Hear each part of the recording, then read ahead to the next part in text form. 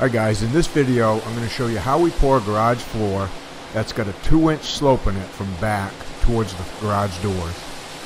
So what we're doing is we're snapping our chalk lines for our finished floor grade.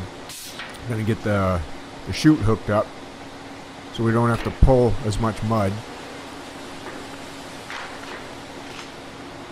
Yeah, we're using a 12-foot chute. So for you guys that don't know me, my name's Mike Day. I own Day's Concrete Floors. I specialize in all types of concrete flat work. My channel's all about concrete work, everything about concrete. So if you haven't subscribed yet and you like concrete, go ahead down there and hit subscribe. Hit the bell notification too. I come out with a couple videos a week about pouring all kinds of concrete stuff. You can see we're pouring out the concrete. Now I was hired on this job just to pour and finish the concrete and saw the expansion joints after in the floor. I was hired by the guy that did the concrete foundation. You can see we're pouring this inside a frost wall. And what the concrete is we're using a 4,000 psi concrete with fiber mesh reinforcement in it. And it's also got a water reducer in it. And the water reducer allows us to pour a little bit looser slump without hurting the strength of the concrete.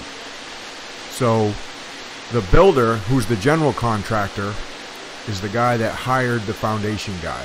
And between the two of them, they decide on what they want in the concrete as far as reinforcement.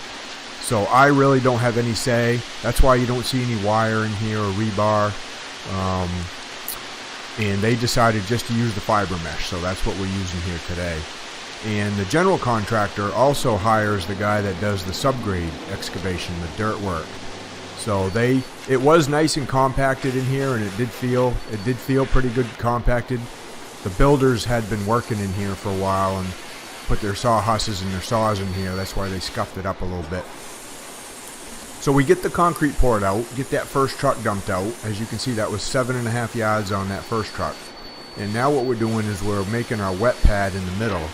And that wet pad, as well as the pads on the side, are an inch lower than the concrete is in the back there, up, you know, where Luke's straight edge in there in the black sweatshirt. So the floor slopes an inch from the back to the middle, and then it slopes another inch from the middle to the front, if that makes sense. So we're sloping it out the doors 2 inches.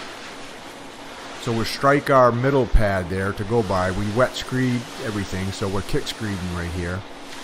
And then we're screeding down this first bay. And with only an inch slope in about 12 feet there, 12 to 13 feet, you know, the concrete's really not going to want to sag at all. So it's not much different than really straight edging or screeding something that's flat. So that's really not a lot of slope. 2 inches from front to back in a garage like this. It just helps. It helps the water when water drips off a car or something. It helps the water move towards the garage doors instead of just sitting in a puddle or maybe even, you know, headed towards the back of the garage. So we slope just about every single garage we do like this. We slope it out the garage doors. You can see we got the first truck screeded, and now we're putting the bull float to it. So hey, if you guys like videos like this, go ahead down there and smash that like button now. I'd appreciate it. That helps me with the YouTube algorithm. It puts my videos out to more people and just helps teach more people about, you know, how to pour concrete if that's what they're trying to learn. And that's basically what my channel is about, is just trying to help teach people, help educate people how to pour and finish concrete.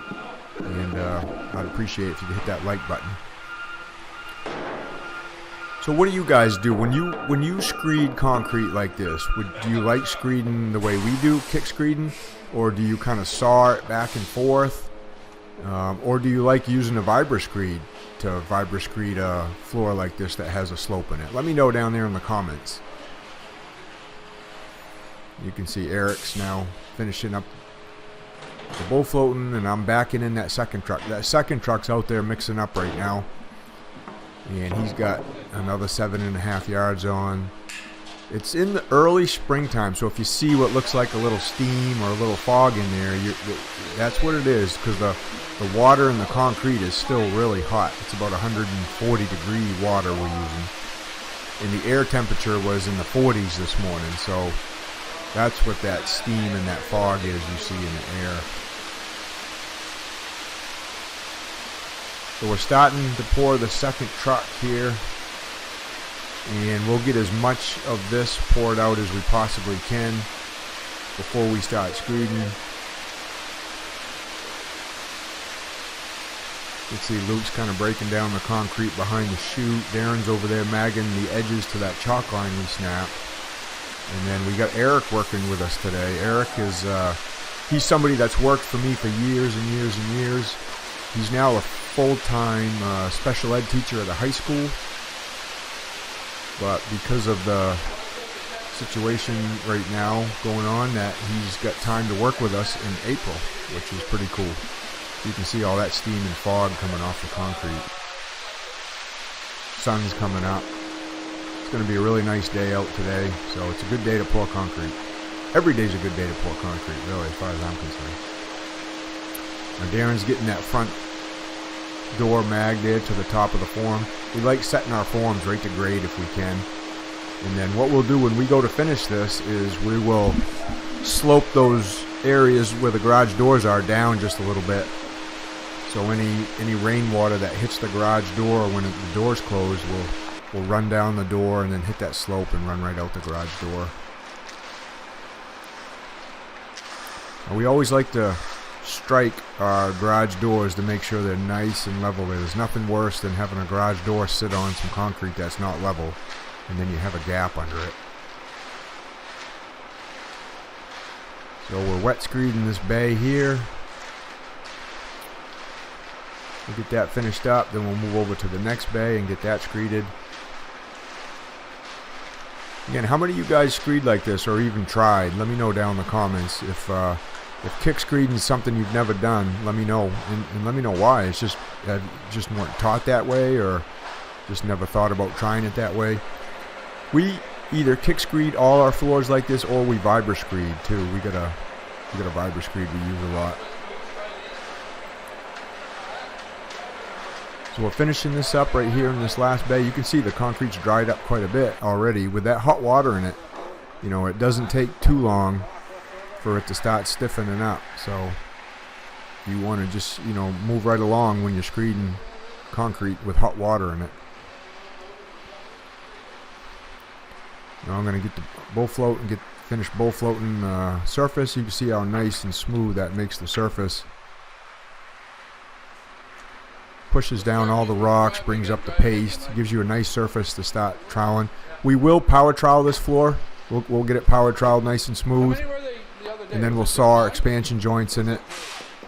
If you want to see how we power trowel concrete, or if you want to learn about that, I'll have a couple videos at the end that'll pop up that you can check out.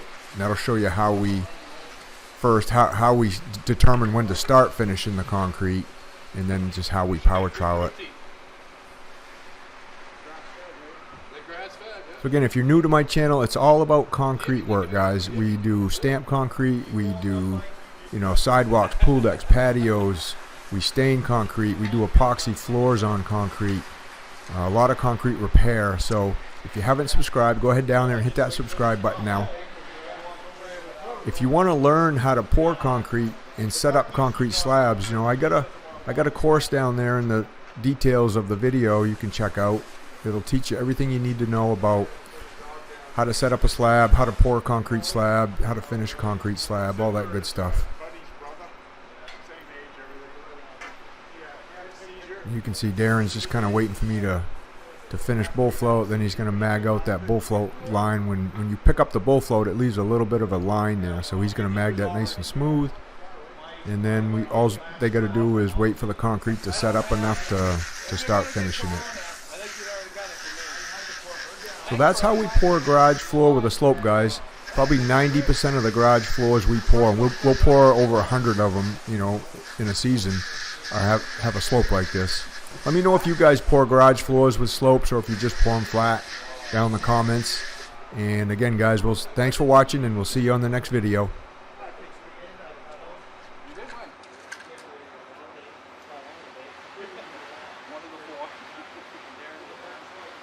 I'm just joking.